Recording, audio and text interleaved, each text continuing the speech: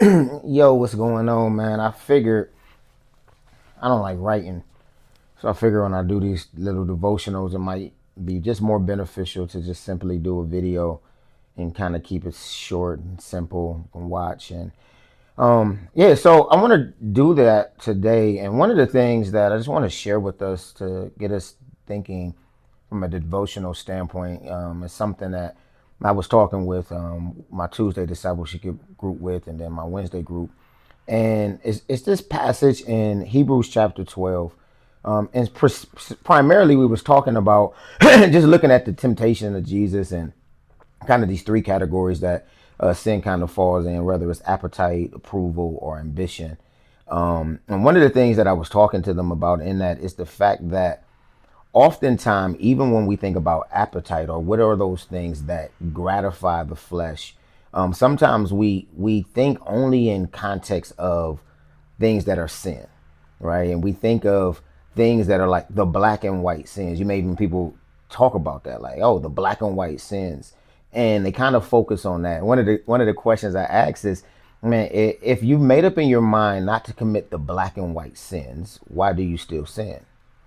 And the reality of, or the answer to that, is because the scriptures teach us to be way more mindful of other things than just those things that are black and white. And one of the scriptures that teaches this clearly is in Hebrews chapter 12. Hebrews chapter 12, verse 1 makes it very plain and simple. It says, therefore, since we also have such a great cloud of witnesses surrounding us, let's rid ourselves of every obstacle and sin which so easily entangle us, and let's run with endurance the race that is set before us. Now, I want you to pay attention that we have this great cloud of witnesses. That is those individuals who have endured in their faith through persecution, through hardships, through suffering. They become a great cloud of witness of the faithfulness of God.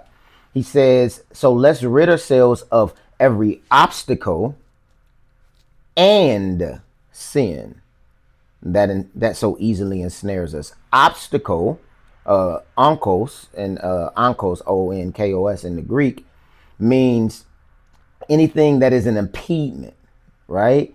So he says, let's rid ourselves of what? Every obstacle and sin. That means the obstacles aren't inherently sin, but there is some inherently sinful things that we must rid ourselves of, that we may run our race. And the sin part is cool, but oftentimes we ignore the obstacle.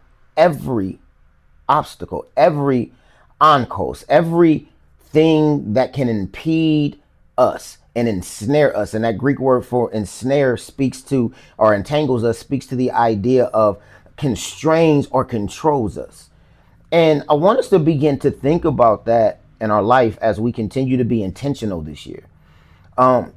Not just focusing on what are the overt sins or the plain sins, but what are the things that may not look like sin at its onset, but it will entangle us, which ultimately will lead us to sin and will cause us not to be able to run our race well. When you think about Jesus in the garden, and Jesus and Satan says, turn these stones into bread that you may eat.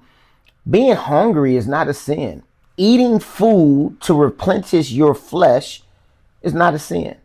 However, Jesus was led into the wilderness by the Holy Spirit, right, to be tempted and to fast and pray for 40 days and 40 nights. And so while it was not inherently a sin to eat, it became a sin because if he would have ate, because God had already said, fast for 40 days and 40 nights. No different than when you read Deuteronomy chapter 8, which he quotes from. It was, you were led into the wilderness to be tested to see if you would obey all that I have commanded. And then that chapter ends in verse 4, for man shall not live on bread alone, but every word that proceeds from the mouth of God. And so eating isn't inherently wrong, but if God said fast for 40 days and 40 nights, suddenly food becomes an obstacle that entangles us.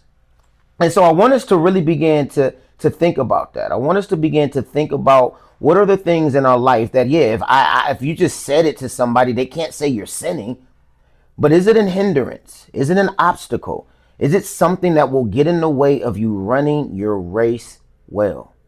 Think about that and begin to rid yourself of those things and be willing to rid yourself of those things. Rid yourself of that which is non essential so that you may do that which is essential well.